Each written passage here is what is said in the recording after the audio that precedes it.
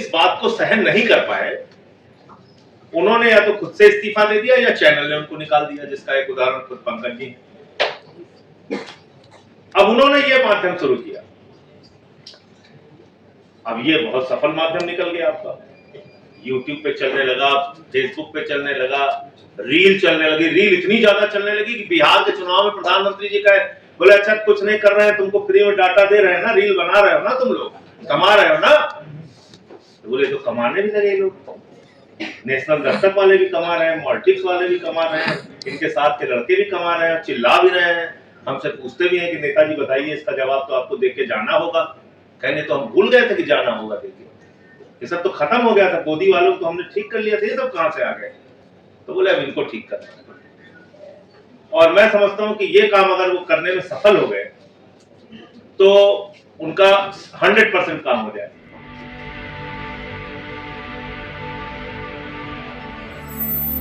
देखिए ये आपके पीछे पड़े क्यों है, ये पहले समझना होगा। जैसा भी पंकज भाई कह रहे थे कि भाई बड़े बड़े चैनल के ऊपर एक दबाव रहता है सरकार का। दबाव कैसा रहता है? विज्ञापन का दबाव रहता है, प्राइवेट प्लेयर्स जो उनको विज्ञापन देते हैं उसका भी दबाव रहता है, गवर्नमेंट के विज्ञापन का दबाव रहता है।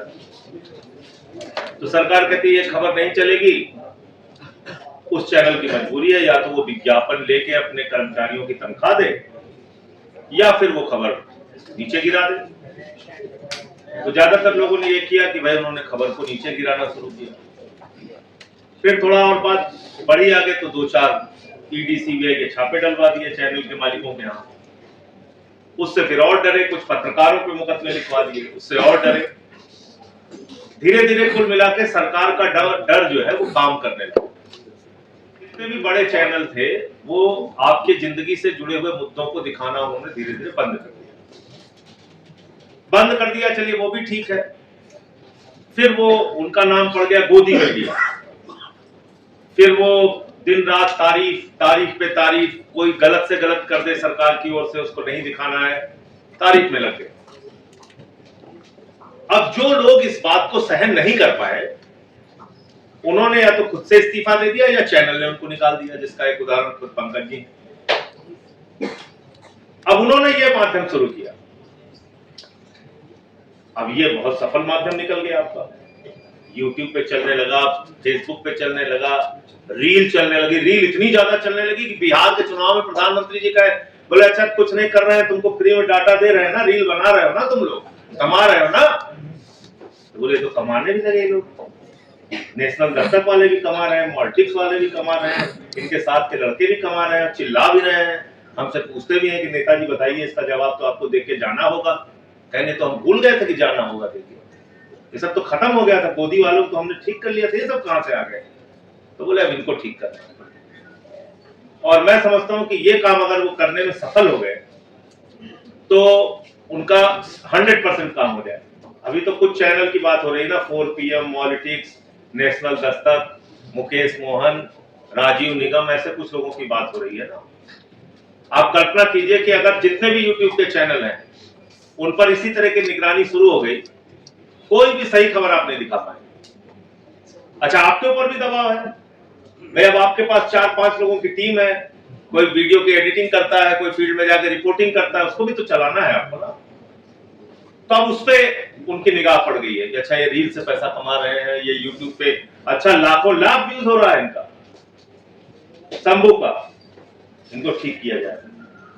तो ये ठीक करने की कोशिश है। अब आपको तय करना है कि इस लड़ाई को मजबूती से लड़ना है या फिर यहां भी सरेंडर करना है, इनके आगे झुकना है। मैंने तो तय किया है भाई झुकना नहीं है। नरेंद्र मोदी की सरकार के खिलाफ जमकर ना बोला हूं, खूब बोलता हूं, बोलना है।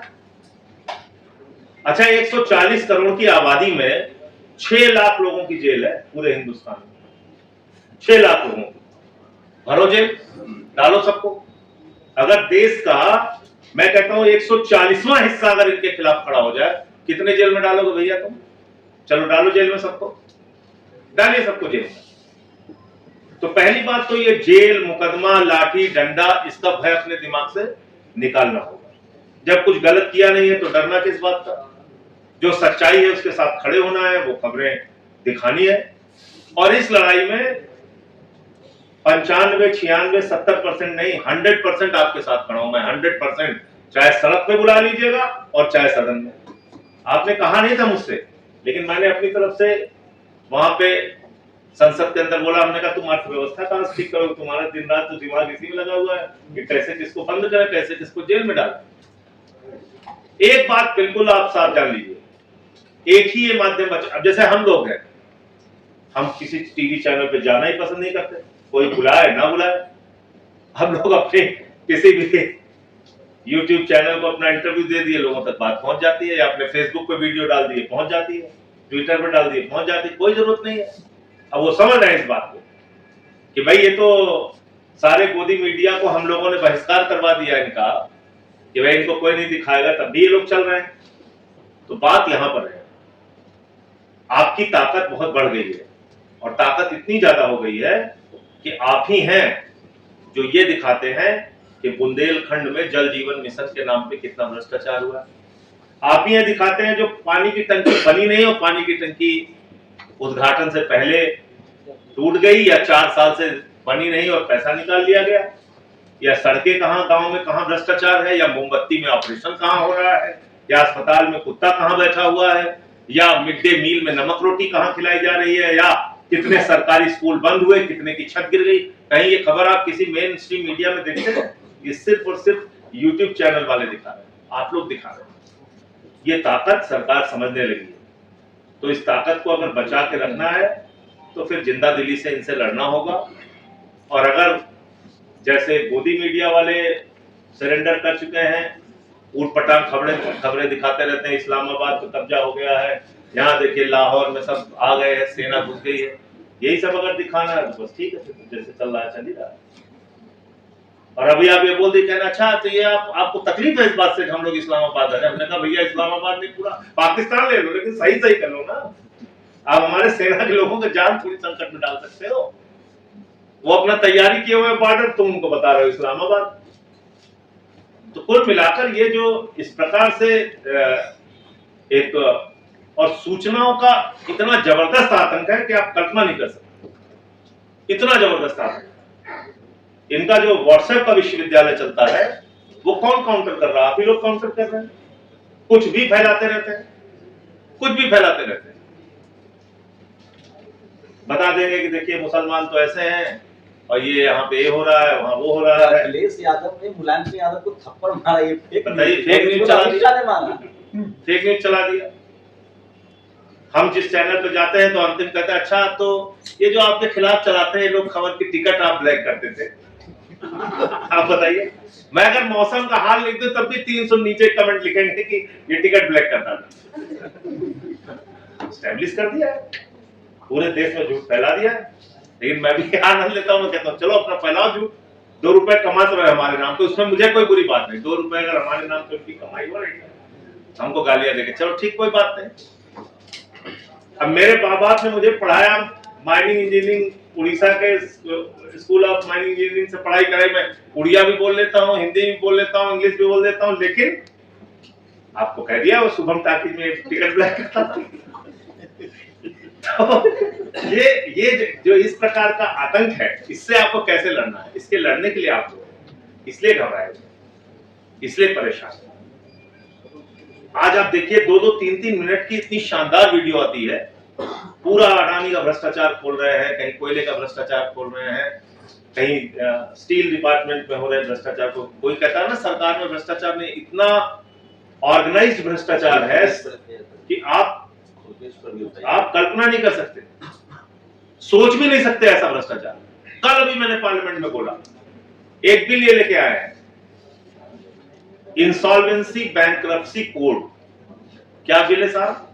जितने देश के बड़े बकायेदार हैं उनको संरक्षण देने के लिए एनसीएलटी एक बना दिया इन्होंने कि वहां जाइए अपना सेटलमेंट कराइए। और सेटलमेंट कैसा हुआ है ये लिस्ट में दूंगा, इसको आप सबको चलाना चाहिए। किसी का बकाया है 40,000 करोड़ रुपए, 40,000 करोड़ रुपए बकाया है, उससे 3,000 करोड़ रुपए जमा कराया, 37,000 करोड़ रुपए माफ कर दिए।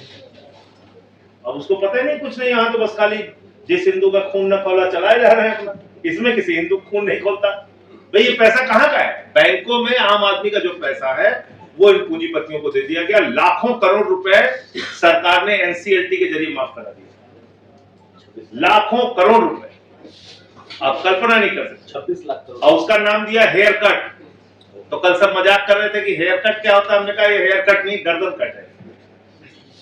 थोड़ा कर्जा माफ करके ज्यादा वसूलना हेयर कट है, लेकिन उन्होंने ज्यादा माफ करके थोड़ा वसूला तो गर्दन कट हो गई, पूरा अपना कर्जा ही उड़ा दिया आपका। तो कुल मिलाकर मैं ये कहना चाहता हूं कि आप एक सच की लड़ाई लड़ रहे हैं, सच्चाई को लोगों तक पहुंचा रहे हैं, दिखा रहे हैं। ये अपनी जंग जारी रखिएगा और इस लड़ाई में हम लोग जैसे भी आपका साथ दे सकते हैं आपके साथ रहेंगे। और जहां जेल का मुकदमे का सवाल है तो उसके लिए भी अब आप लोगों को मन लोगों का तैयार करना पड़ेगा कि भाई अब ये इसका डर दिखा के कितने ब्लैकमेल, कई पार्टियां टूट गई, पार्टियां साफ हो गई। आज वो टीडीपी वालों का एक बिल आया, आंध्र प्रदेश को रिऑर्गेनाइज, हमने कहा कहन साहब 15,000 करोड़ रुपए हम अमरावती के विकास के लिए दे रहे हैं। हमने कहा जब तक तुम्हारे हाथ में सत्ता की चाबी है 15,000 में जितनी जरूरत है सब ले लो इनसे, बाद में नीतीश कुमार की हालत कर देंगे तुम्हारी, जैसे नीतीश जी के साथ किया।